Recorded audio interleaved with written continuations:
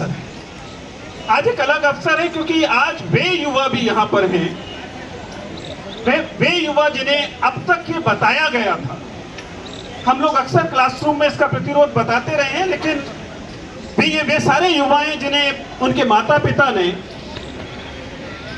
ये कहा कि नहीं, ये जो सड़कों पर जाकर शिक्षक या विद्यार्थी मांग करते हैं, ये पॉलिटिक्स वाले लोग हैं, तुम्हें इनसे दूर रहना, और तुम तो मेहनती पढ़ने वाले बच्चे हो, तुम्हें कोटा जाना है, तुम्हें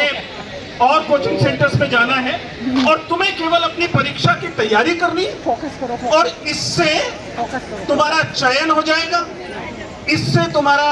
एडमिशन हो जाएगा, या तुम्हारा रिक्रूटमेंट हो जाएगा। हम लोग लगातार बताते रहे कि ये दो अलग अलग बातें नहीं हैं। हम बताते रहे कि एक खूबसूरत दुनिया का तस्वुर और मेहनत करके अपनी परीक्षाओं को पास करना, ये दो अलग बातें नहीं है। ठीक वैसे जैसे कि नंदिता मैम का अपनी क्लास में, इंस्टीट्यूट की भरी हुई क्लास में मैथमेटिक्स को डूब कर पढ़ाना, और उसके बाद जंतर मंतर पहुंचकर अपने अधिकारों के लिए विद्यार्थियों और शिक्षकों को जगाना, ये दो अलग बातें नहीं है। ये दोनों एसेंशियली एक ही बात है। मैं एक शानदार शिक्षक हुआ करते थे, और हम लोग जब डूटा के मूवमेंट्स के लिए, डूटा यानी दिल्ली यूनिवर्सिटी टीचर्स एसोसिएशन, उसके लिए जब हम उन्हें मोबिलाइज करते थे, तो वे बहुत शानदार गणित पढ़ाते थे साहब। उनसे कहा जाता था कि सर चलिए, एक जरूरत है कि हम किसी मांग के लिए हम लोग जा रहे हैं मंडी हाउस से जंतर मंतर जाएंगे, आप साथ चलिए। तो अक्सर कहते थे नहीं भाई मेरी क्लास है, क्लास नहीं छोड़ूंगा, क्लास नहीं छोड़ सकता हूँ। तो हमने हमारे वे लोग जो मेंटर थे इस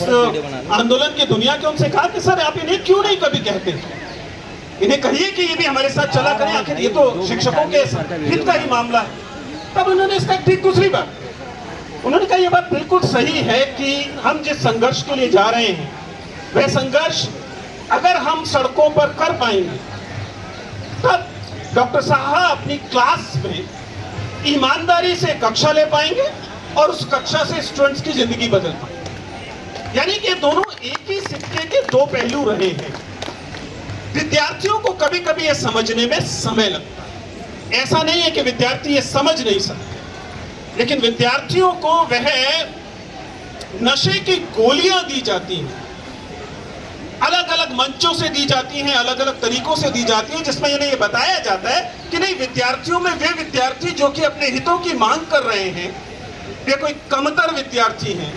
उनके तो बस की नहीं था इसलिए वो वहां बैठे हुए हैं। लेकिन जब ये नीट जैसी चीजें होती हैं, जब ये नीट परीक्षा लीक जैसी चीजें होती हैं, जब ये भरोसे तोड़ने वाली एक के बाद एक घटनाएं होती हैं, जब आपको पता लगता है कि 10 साल में 89 एग्जामिनेशन,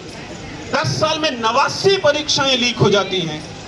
तब विद्यार्थियों को शायद समझ में आना शुरू होता है कि वे लोग जो परीक्षा में शुचिता की मांग करते हैं, वे जो नीतियों में बदलाव की मांग करते हैं, वे लोग जो ये मांग करते हैं कि हमें इंफ्रास्ट्रक्चर मिलना चाहिए, वे लोग जो मांग करते हैं कि पब्लिक फंडेड एजुकेशन बेहतर होनी चाहिए, वे दरअसल हमारी ही बात कर रहे हैं।